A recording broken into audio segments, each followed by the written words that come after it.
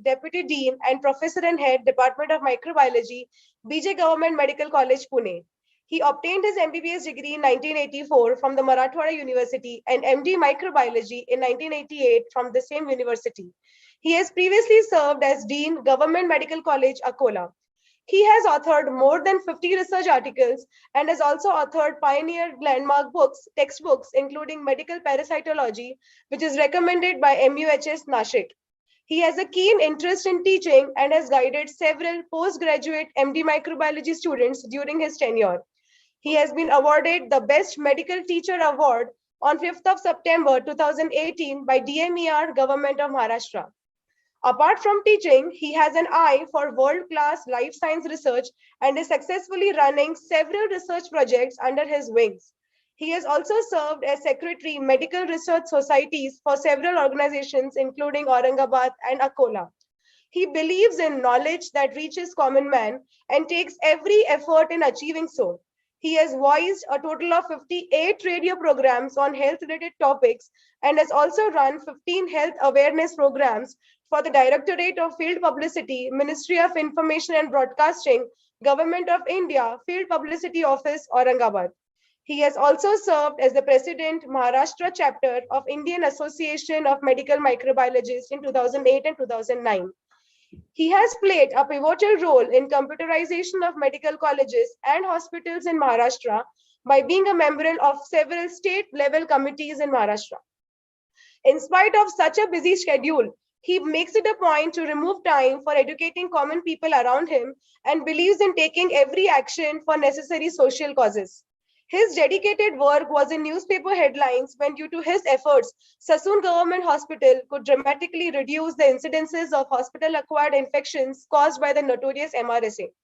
Dr. Karyakarte is a very modest person as I know him, and trust me, it's an absolute treat to listen to him. So I would say without any further delay, let's hand over the dice to Dr. Karyakarte.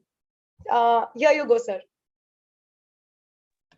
Thank you very much. It was very elaborate, very heartwarming. Thank you for that. It was really a great introduction. I should live up to that standard which you said. Yeah, certainly I would try to do that. Important thing here is you did mention about what we did in Sassoon and BJ. I will dwell on that also. And we'll also see how this particular activity of infection prevention can be done in an institution. So that is how we'll have a look at it. And also a few key things about what infections are and what are hospital-acquired infection. Just a brief thing about that. The main thing, my main focus today would be the conceptualization of what infections are, how do they happen, and why at all we need this hospital infection practice. So let me start with it now. I would just like to share my screen, but then I would be talking more about more on how what are the general features of all those things. So we'll start with that. I just share my screen. Yeah. So yes.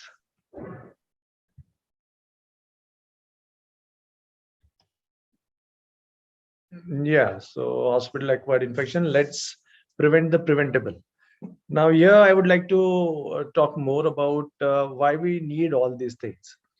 Now this is because we are introducing something very different, something which is not there per se, in the sense that when you talk of hospital acquired infection, the patient comes to a new environment, and there we are cutting through something.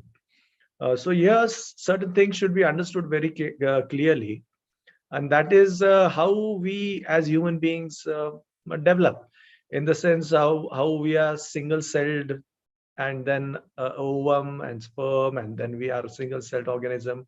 From that we become such a complex multicellular organism. So here two things I would like to tell about embryology, which are very important and pertinent to understand infections. And those are, there is a stage in our embryonic growth where we are trilamina, in the sense that we are made up of 3 layers of cells, 2 layers on the outside and 1 layer in the inside. So the 2 outside layers are the ectoderm, which ultimately comes and becomes our skin, and the other is the endoderm, which makes our mouth and intestine and all other organ, all other these cavities, and the mesoderm, which is between the two. Now here, the important thing to understand is that both the surfaces of us are exposed to nature, and these are the places where bacteria find their abode. So they are living there. They live on our skin, that is the ectoderm which I'm talking of, and also on inside of our body on the mucous membranes, which is the endoderm in our embryonic life. These are the two places where bacteria are always going to be there. The place where bacteria won't be there would be the mesoderm and our inside of the body. So inside of the body shouldn't be confused with your mouth or your intestines. They are all actually on the outside of the body. So what happens when we do what we do during an operation is that we 1 minute. What we I would like to share it again. I will have to start it now. Again, everything. I will have to first bring it on the screen. What happened was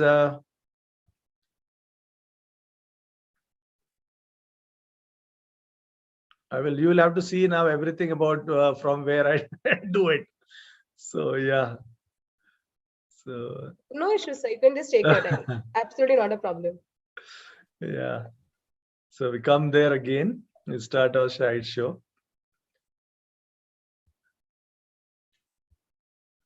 Yeah, we have come there again. Am I visible? No, you have not shared the screen, sir. Okay.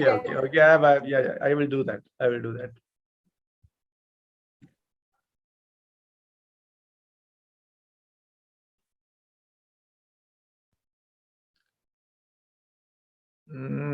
Somehow it's not coming there. I don't know.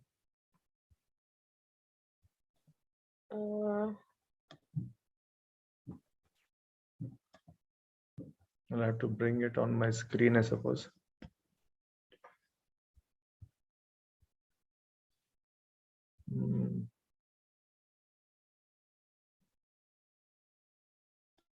Is the screen am I there on the screen right now? Yes, we can see you. We can see you.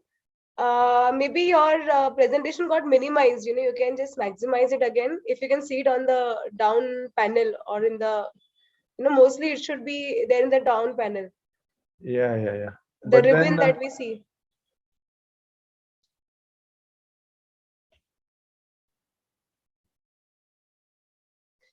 Yes, you have started the screen share now, and I'm hoping to see. Yes, perfectly there. Now you can just press is it there? Is it there right yes, now? perfectly. Okay, I'm sorry for the small glitch which we had. But No then I problem. was at a particular point which interests me, so I will return back to the point, and that is about being having a trilaminar layer of our own, and bacteria being present at both the sites. So what happens when we come to a hospital is that a hospital infection generally would make some changes here and lead to infection. For example, you inject something inside your body, you have a chance of putting bacteria inside there. You put a catheter in, you have a chance of putting organisms from the surface inside your urinary bladder and then your kidneys. You place a catheter somewhere else, you can put it in the blood, and then organisms can reach there. You perform an operation where you cut open the person's abdomen and then you cut open a small intestine. Those organisms fall in your peritoneum, which is on the inside, and then what happens is you get an infection. So we are introducing something in, we are causing something to the patient, and therefore if that is how it happens, we would ultimately make problems for the patient. So this would be the endogenous infections, where the infections are happen to the person because the flora which is present on his own body. So an operation, organisms from the body landing to a place, particularly as I told you, the mesoderm, and you get an infection. They go in the blood, you get an infection. We come to the other method. So we can prevent it by not letting the organisms from this particular site, that is either the intestines or the endoderm, as I would call it, or the skin, which shouldn't enter your body. All the procedures which we do for prevention of hospital infection are directed towards this, this particular sepsis. For example, you're going to inject something inside the person, you're going to clean his skin precisely because you don't want any organisms from his skin to enter inside his blood. So I hope this point I have made myself clear. So if this basic is taken into consideration, all the processes which we do get a meaning. And then as we have a scientific background for that, we do all those things in a proper way. The next one is because we have hospitals, we have created a problem for ourselves in the sense that because services can be provided at one particular place, and that is how we do it, in the sense that you have surgeons in a particular place, physicians in a particular place, you have nurses, ward boys, you have all the facilities in a particular place, which we call as hospital. And therefore, it becomes easier for treating the patients at one particular place, which we call as hospital. But then this itself is creating some problems, and that is each and every person who is admitted in a hospital ward has some sort of malady. He is already immune compromised. He has some problems going on, and you have other people who can be infected. And now you are placing all these people together, so you will always have a chance of taking infection from one patient and giving it to the other. Even the patients can cross infect each other. And also, each time a patient is examined and a procedure is done on him, and if you don't take proper care, you're going to take those organisms from that particular person to the next person, and this way hospital infections are going to happen. So one way in which infection can occur, I told you already, that is an endogenous way of getting infection. The second is just because you are in a particular environment where you have a lot of bacteria around. So in the first example, I told that, for example, to give an injection, you will have to clean that particular area of the skin, so that you don't push in the organisms. And in the second example, the persons who can, so there has to be a safe different distance between the patients, so that they don't transfer it to each other. The air should be cross ventilated so that they don't infect each other. And in addition, the healthcare workers have to take care so that they don't transfer the infection from one patient to the other. So all our procedures which are going to be there to prevent infection would be dealing with all these steps. So with this basics which we know, let us go to the go to the actual presentation. So what do we have here? What is hospital infection? I think everybody by now knows it's an infection acquired in hospital by a patient admitted for other reasons. The infection should not be present or incubating at the time of admission, and the symptoms should appear at least 48 hours after admission. In this, what we are trying to see is that the infection should not be there in the patient from the beginning. And this is an academic sort of exercise where we would be able to document the presence of an hospital acquired infection, and therefore we need these definitions for that particular purpose. There's nothing more for this, nothing more than that. Then what is the burden of hospital acquired infection? The burden according to WHO is huge. It is 7% in developed countries, 10% in developing countries. And what about the mortality? Mortality is 10% of the affected patients. So if we see the patient comes for some different maladies and dies due to infection, is not certainly a good state of affairs for any hospital. And therefore, the hospital needs a very robust hospital infection prevention committee. So the topic of discussion today, prevention of infection, is the most important thing which we have to do. Then what is the source of infection? This is what I emphasized when I started with my presentation. Endogenous source, where the patient's own flora is there, which infects. And the second is exogenous source, where environmental sources like inanimate object, air, water, food, healthcare workers, the hands of healthcare workers harboring MRSA. And this was what mentioned by Dr. Engineer, that this is what we tried to reduce in at Sassoon, and we did successfully do that. I will certainly tell how we did all those things. And other patients are the source of infection. Here I again would like to emphasize the same thing. That is, you get the infection from the patient. So there is certain care which we will have to take in the patients to prevent infection. And the second is from the hospital source itself. Therefore, we'll have to take measures to prevent this particular exogenous source of infection. Then what are the factors which affect hospital-acquired infections? They are the immune status of the person. And here I emphasized in the beginning itself that when a patient comes to your hospital, he has to have something wrong with him, because otherwise you are going to treat him on the OPD basis. You're not going to take him and admit him inside a hospital. So he has some compromise in his immune system. The hospital environment has to be clean, and we know that though there's so much of footfall, so many people come and go, so many relatives coming in and out. Then you have we have a habit of taking food inside and having it on the bed itself.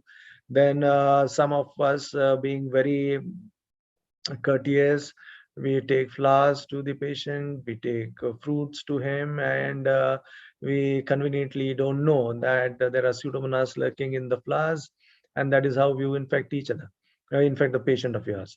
So you have gone there to wish him good, and you give him a pseudomonas. So, and then hospital-like organisms find each nook and corner to survive. And the problem there is they become resistant to antibiotics. So mostly you have antibiotic resistant strains which are there in the hospital. Then diagnostic and therapeutic interventions. The more diagnostic and therapeutic interventions you make, more chances of infection. So a very important dictum is there. Most important thing is that if you want to bleed a patient for investigation, generally see to it that it is a single prick. So you take a single prick and then give the samples to anybody who needs it, like a microbiologist or a pathologist or a biochemist. All of them need blood. And so you'll have to plan it in such a way that you prick the patient only once, because the lesser you prick, the lesser you have chances of infecting him. Therapeutic interventions, as you know, are essential. They have to be done. There's no way out of it. A central line, if it has to be put, you will have to put it. If the patient is to be operated, you will put a urinary catheter, and a catheter has to be put, means it has to be put. There's no way out of it. So that's where more you do procedures where there is manipulation, dislodgement of the normal flora from either the skin or his mucous membrane, you are bound to increase infections. Transfusion of blood. Now, this transfusion of blood has its own problems. The problem number one is that you are breaching the barrier, and therefore you can cause infection. And second is the blood itself may have some problems. Nowadays, that problem doesn't arise because of good blood banking practices. Then poor hospital administration. As a government person, I shouldn't talk of poor hospital administration, because all administrators are fantastic. Then we move ahead. What are the major types of hospital-acquired infection? There are 4 common types. One is catheter-associated urinary tract infection, COTI, 33% of cases. Central line-associated bloodstream infection, CLABSI, and ventilator-associated pneumonia, VAP, and surgical site infections. So these are the 4 main infections. And if you now focus on them, each of them individually, you will understand that we are introducing it from the outside. See, catheter-associated urinary tract infection, bacteria present on the perineum, around the urethra. We are pushing them in, and in addition, we are making a track for it to go and cause infection. Central line, again, you are taking it from the skin and putting it in. Ventilator-associated pneumonia, you're taking it from the secretions in your nasopharynx, your oropharynx, and you're putting it inside his lungs, where normally bacteria shouldn't be there. Surgical site infections, particularly, I told you that if you are operating on an intestine, it's loaded with bacteria. Large intestine, still more dangerous. So all these can cause infection. And there, the basic principle always works. And that basic principle is that you have bacteria on the outside and in the inside of a body of a person. Then prevention of hospital-acquired infection. Here there are 2 concepts which should be understood very clearly. They are standard precautions, and the second are transmission-based or specific precautions. Previously, we used to use a term universal precautions, but now that term is no longer used. We generally call it as standard precautions. So what are the standard precautions? These are in infection prevention and control practices. These are to prevent the transmission of disease. These measures should be followed when providing care to all individuals, all specimens, and all needles and sharps. As I emphasized it, universal precaution term is no longer used. Then what are the components of standard precautions? The first and the foremost is the hand hygiene. Second is personal protective equipments, but that is now we are coming it from the looking at it. Both these things we look at it from the point of view of the provider, the health care worker. Then biomedical waste management. It's a very essential thing to prevent infections in the hospital environment. Spillage cleaning. This is one more important component. Disinfection of patient care items. Here, particularly important is what we give to the patient, the dabbas, the flowers, the fruits, all those things can cause infection to the person. Environmental cleaning, this has to be done by the hospital staff. Respiratory hygiene and cough etiquettes are to be followed by all the patients because they may spread it in the wards. Safe use and disposal of sharps are also an important component of standard precautions. Then what are the transmission-based precautions? They are the set of infection control practices which should be followed over and above the standard precautions and should be practiced when handling patients infected with infectious agents having specific modes of transmission. Now, what can those modes be?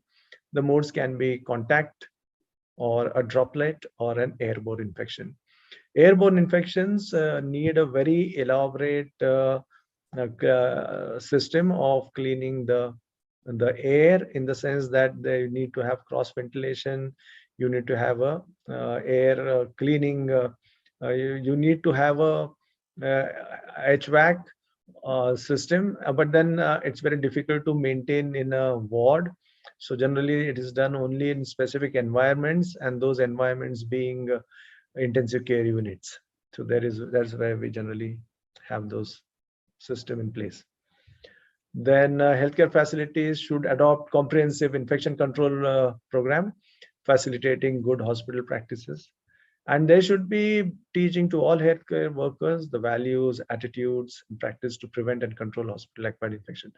So as it's very clear, it's not an episodic sort of thing. Hospital infection control is a continuous activity, and that is change in the mindset of all the people who work in a hospital, and it should become a rote, it should become a routine. And unless it becomes a routine, and if you have to make special efforts to do something like as simple as hospital infection prevention, then it's marred with unsuccess and failures. That is what would happen, and the patient would die of infections. Here, it's a very important concept which I want to emphasize. This is one of the concept in hospital infection control policies where we practice it in our place. And these are the care bundles. We call it as a bundle care, but they are the bundles. So there are many practices which we take there. So I will define it: care bundles in infection prevention and safety are simple tests of evidence-based. This particular word is very important: evidence-based practices. When implemented collectively, this collectively is also very important, because collectively means there are bundles. They are bundles together of all these simple sets of practices, which improve the reliability of their delivery and improve patient outcomes. These packages of care contribute to infection prevention, reduce unnecessary antibiotic prescription, and may limit the development of antibiotic resistance in healthcare facility. This is an ancillary benefit which is there. Hospital infections are very, very dangerous, mainly because it happens due to the strains of bacteria which have become resistant to almost all the antibiotics, and that is because of the over prevalent use of antibiotics which is done in an hospital setting. So these things are to be understood. Then just give me some example, only one example I will deal about bundle care. Others would unnecessarily lengthen the whole session of ours. So bundles for prevention of central line associated bloodstream infection, that is for CLABSI. So we have something like an insertion bundle. So if you read it carefully, you will understand what this bundle actually means. The things which are in bold letters are the bare minimum essentials which have to be done in this bundle care. If you do all the 7 things there, then it's a best bundle care practice which we can do. So maximal sterile barrier precautions like a surgical mask, a sterile glove, cap, sterile gowns, and large sterile drapes.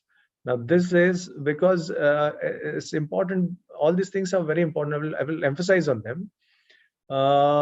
Your nose of a healthcare worker or any person on this planet, 30% of people have a pathogenic staphylococcus, that Staphylococcus aureus in their nose, and also on their scalp. So bacteria are present on your scalp. They are also present in your nose. They are present in your mouth. So whenever you talk, whenever you breathe, whenever these two activities are shedding bacteria in the environment. Further, you may not be aware, but the skin scales go on falling all around you, and even the flakes from your scalp go on falling, and they have bacteria on them, which can land when you're taking care of a patient. They can land on the patient.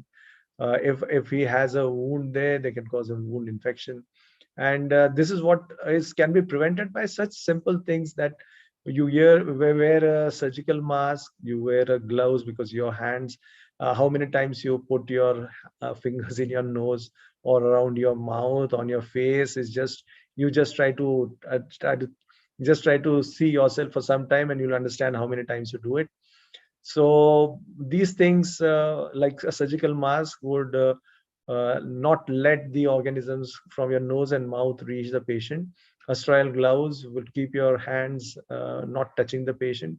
And a cap is very essential because your hair do fall, and these have bacteria loaded on it. So particularly no would be having long hair, which would go on infecting a patient. Yeah, so they have to be fully kept inside a cap. And then sterile gowns and a sterile drape is essentials. Drapes are generally on that particular part on which you're going to treat the patient. Then skin cleaning with alcohol-based chlorhexidine rather than iodine. These methods are, as it's very evident, we are now puncturing no. So for that, we need to have all the bacteria around that particular puncture site to be removed. Then avoidance of femoral vein for central venous access, because that particular part is very moist, and that part generally has more of bacteria around. Then dedicated staff, these other things are that depends on how rich your hospital is. Dedicated staff for centralized insertion and competency training and assessment, standardized insertion packs, availability of insertion guidelines. These are essential, of course. Use of checklist and use of ultrasound guidance for insertion of internal jugular vein. These things are present. These are costly part of the bundle, and therefore are not the mandatory part of that particular bundle care. Then the maintenance bundle. Now this is another important bundle which has to be followed. Daily review of the central line, then prompt removal of unnecessary lines, disinfection prior to manipulation of the line, daily chlorhexidine washes, disinfect catheter hubs, ports, connectors, change dressing and disinfect the site with alcohol-based chlorhexidine every 5 to 7 days, replace administration sets within 96 hours, ensure appropriate nurse to patient ratio in ICUs. This again is a point which is difficult to achieve. The nurse patient ratio, particularly in hospitals, is a difficult proposition. Then these activities need to be integrated in a multimodal approach, including hand hygiene, clinician and nurse education, and performance of surveillance and feedback rates, because you will have to see whether these methods are helping you out in prevention of infections. Now, as I was told by Dr. Engineer, I would now focus on what we did in BJ to reduce the rates of infection. Let me tell you that we have a very robust hospital infection control team with us, and the committee with us. More important thing which I would like to emphasize on here is that we have infection control nurses, and we have 5 of them. Rather, we had 6 of them. And these are the critical component of a hospital infection committee.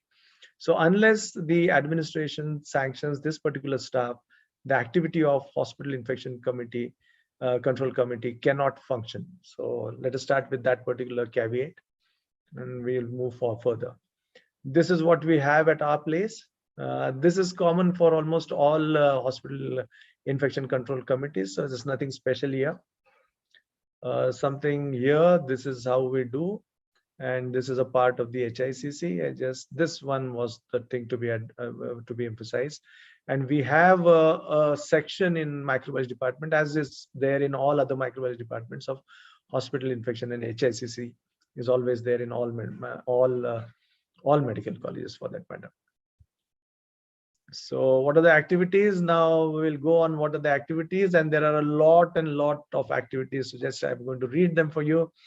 The first and the foremost and the most important is you need to have a infection control manual at your place. Which should be shared. We have it on our website, and it has to be shared with all the clinicians and the paramedical staff of that particular hospital, so that proper care can be taken. So preparing guidelines and protocols related to infection prevention and control practices to be followed in the hospital has to be prepared, and we have prepared it. Hospital acquired infection, active surveillance. Now, this particular activity is done only and only if you have a dedicated infection control nurse with you. And that is the most important point which we have, and therefore it's possible for us to have active surveillance going on in the hospital.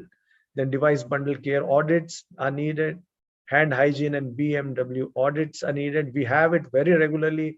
Hand hygiene audit is per week, we do it, and we present it every monthly of which particular ward has done it as at its best, the best in the hospital. We present them in every monthly meeting which we have, the meeting of HICC which we have. Training of healthcare workers is an ongoing process. It's continuously done. Then, as I told you, we have monthly meetings with presentation of surveillance data. So what we did here, this is what we do. We let them have posters created, and these are displayed, and we give prizes to the people who have the best poster. So this is a very regular activity which goes on each year. We do it. This is Dr. Tambe, the dean, and he's having a look, and the students, the infection control, sorry, the nursing staff. I think he's from nursing staff, so they are explaining it to us. Then antibiotic awareness week, we have done it in 2020 also. We have radio programs where we talk. We had Facebook live questionnaires and poster competitions for UGs and PGs. All these things go on every year. That is what we do. These are the posters which we had last year. So students are very innovative, and we should give them a complete free hand with the concept also, telling them about the concept, and then giving their imagination a free hand. And this is what we did for COVID. Now, this is also a very important thing which I wanted to emphasize on all, and that what we did in COVID-19 pandemic, we conducted 22 workshops, IEC workshop for all doctors, nurses, and servants of Sassoon Hospital. Then conducted workshops on biosafety and PP twice a week, class 4 servants on cleaning, disinfection, workshops for ICU nurses on patient care, formulated guidelines and protocols regarding COVID-19 infection control, put up posters for PP in all donning and doffing areas, and put up protocols, on-site check for staff donning and doffing. So this also was possible because of the infection control nurses which we have. That is what ICNs do. Then infection control manual has been prepared by us. Biomedical waste management guidelines for the hospital we have prepared. Sterilization and disinfection. We have trained the PMC Jumbo Hospital doctors and nurses at our place in Sassoon. Then COVID-19 hospital infection guidelines, OT preparation in COVID, because Sassoon never stopped operating. Sassoon did operations of cesarean sections, for example, or all emergency operations were going on unabated during the COVID-19 pandemic, and therefore OT preparation was a very important step to prevent infection with COVID, and that is what we did. Guidance for COVID-19 patients. guidelines for home and hospital quarantine, because everybody was looking at us of provision of these, what should be done in the what are the guidelines for home quarantine, or what are the guidelines for hospital quarantine. Of course, they later on they came from the central government and the state government also, or for the task force. But to begin with, we had made it for the for people in Pune. OT surveillance protocol in COVID specimen collection, packaging and transport guidelines, because there was a real danger of spreading the infections while doing this particular activities. Then checklist for PPE donning and doffing. We made many posters. I will show you some of them. COVID sample collection, COVID area BMW disposal. I told you already. This was also a very special thing which we did, because ambulance screening protocol was essential, because many a times patients with COVID were transported from various hospitals to our place. So ambulance cleaning was important, and particularly this body disposal protocol also had to be made, because all the COVID patient ultimately came to Sassoon, and if we could not resuscitate them out, we were having this particular responsibility on us for body disposal, and therefore it was we who made guidelines so that the staff around doesn't get infected, and also the municipal corporation people who take the body for disposal are not infected. So that is what we had done. COVID infection control manuals, then sample collection manuals. All these things have been done by us during COVID. Then this is our training. This is a infection control nurse doing it for patients. This was done for the patients of routine patients as well as COVID patients. This is the donning and the PPE donning and doffing posters which we have kept attached in all donning and doffing areas. So it's from 1 to 10, what is the procedure to be followed, how it is to be done. And it's not that just we have done it here and showed it in a form of a poster. What we have done is that we have done something like this. This was a routine activity. Whenever the staff was going to change in a particular ward, before they entered inside the ward, they were fully trained. They were told what is to be done for the patient of COVID, how you are going to don and doff. All the things were actually demonstrated in the hospital. If you see very carefully, we tried to maintain the social distance also. These were the posters for general public, which we had done. Now I'll just run through these posters. These are from Association for Professionals in Infection Control and Epidemiology. These are the persons who do the international week, which we have right now going on. So I think you should go through it. I will just read it out for you. This is from the point of view of a patient. So what a patient should look at in a hospital and have a close watch. So this should be there in every hospital, and whenever the patient is admitted, he should be given this particular these things, and he should be asked that he himself should have a look at all those things, or his relative if the patient is not in a position to do that. Then preventionist is a new term, and this is all the healthcare workers who would prevent infection. And if you see very carefully, you would understand that why we do it. Now, I think everybody is, it's very clear that you prevent infection by preventing endogenous infection and infection from the surrounding. So each of them helps you in prevention of that. For example, the first one, washing off your hands, would prevent infection from a healthcare worker to the patient. Cleaning of your rooms would help prevention of infection from the environment. Same thing with gloves and masks and caps and catheters and other devices care. There, it's the endogenous infection which we shouldn't introduce inside a patient. These are healthcare. We have already dealt with it. I'm just showing it because we'll have to show something for the organization which is doing the whole job. So you have surgical site infections, which we have already talked of. Pneumonia, this is VAP, generally VAP. Then gastrointestinal infections, bloodstream infections, and catheter-associated urinary tract infections. These are the hospital infections. So how do you prevent it? Now, I think you should take an exercise onto yourself of trying to place it, whether the infection is being acquired from the patient's own body, or we are giving it to him from something outside. And each of them would help you understand. Cleaning of the hands, you would understand that the other person shouldn't give it. Keeping yourself hydrated and skin moisturized, that is for the patient himself to prevent it. Getting vaccinated, the question may arise of how getting vaccinated can prevent infection. It's very simple. You are vaccinated, you don't get that infection. If you don't get that infection, you are not going to give it to somebody else also. Then keep your environment clean, get fresh air, food safety, stay at home if sick. This is to save the society, of course.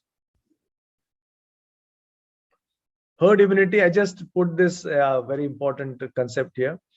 Just because the COVID pandemic is going on and people are just trying to know what is this herd immunity, therefore just kept it there. If most of us are immune against a particular disease, then that disease finds it very difficult to infect a new person. So even if a small proportion of persons are not immune, they, because we are immune, the persons who are immune, protect them by not allowing the organism a free run so that it cannot infect those persons who are not immunized. So talk in perspective of today's COVID-19 pandemic, let us say that's Delta variant, which is right now prevalent in India, which has R naught of about 6 to 8. And that makes it very pertinent that 90% of our population has to be immune to this particular Delta variant to have herd immunity and to have this pandemic go off. For that, what we are doing vaccination, and we are going very soon. I think we may have completed 100 crore mark by now. So that is what that only that particular point I wanted to emphasize, and therefore I put this herd inside it. Then ABC of the antibiotics. This is generally, I put it here because another week is going on, that is will come very soon, that is antibiotic resistance week, therefore just put it here. This is the break the chain of infection, how you can break the chain of infection. Just have a look at it. And then thank you all. Thank you very much. Thanks, madam. Thank you, Dr. Karyakarte. Such a fantastic talk. I must say over here that I am a PhD in microbiology and I've never felt so proud of my degree into microbiology till date. You make us feel so important, and actually preventing infections is such an important task, and I'm very glad that now on a global scale people are realizing the importance of preventing infections that these small little bugs around us can cause if we are not careful. A small mistake here and there and it can actually create an havoc like what we have seen.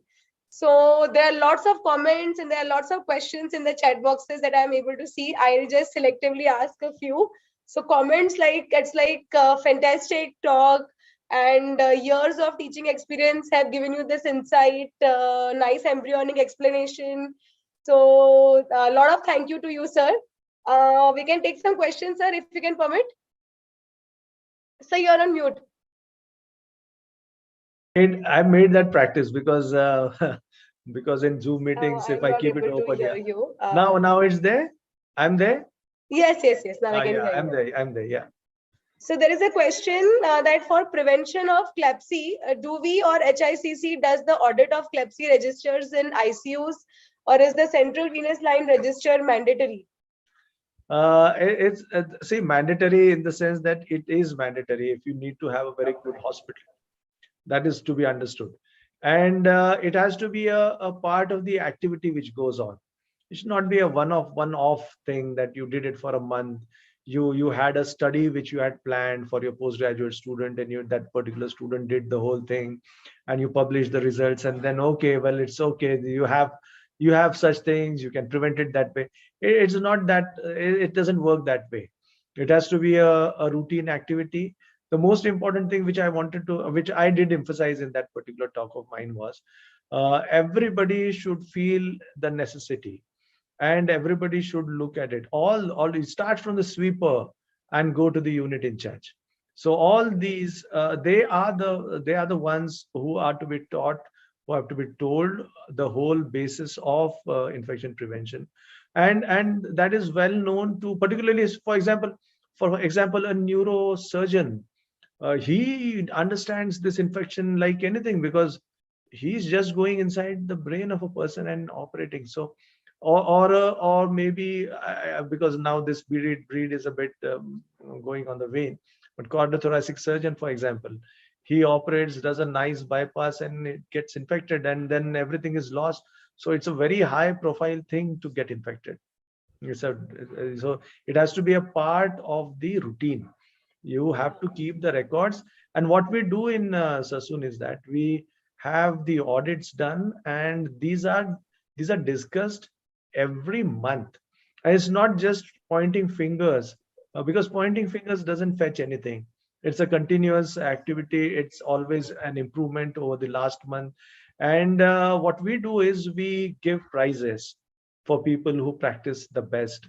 We have prizes, and we also have a shield which we have recently introduced, which is a rotating, which goes on rotating between the, which will go on rotating. Of course, we have given it for the first time. So that is Okay, how we do it. Yeah.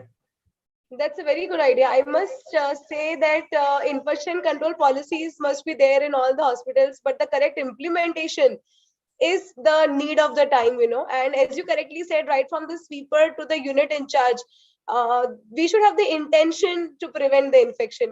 So rightly so, this year's theme is also, intention for prevention of infections. So every one of us are actually a part of the chain and are responsible for doing so. We have another question which says, can the current bundle of care along with innovative antimicrobial devices help in reducing infections? Surely they would, because when we are talking of the bundle care, of course they are based on, they are empirical. They have been, there are studies which focus on those particular things.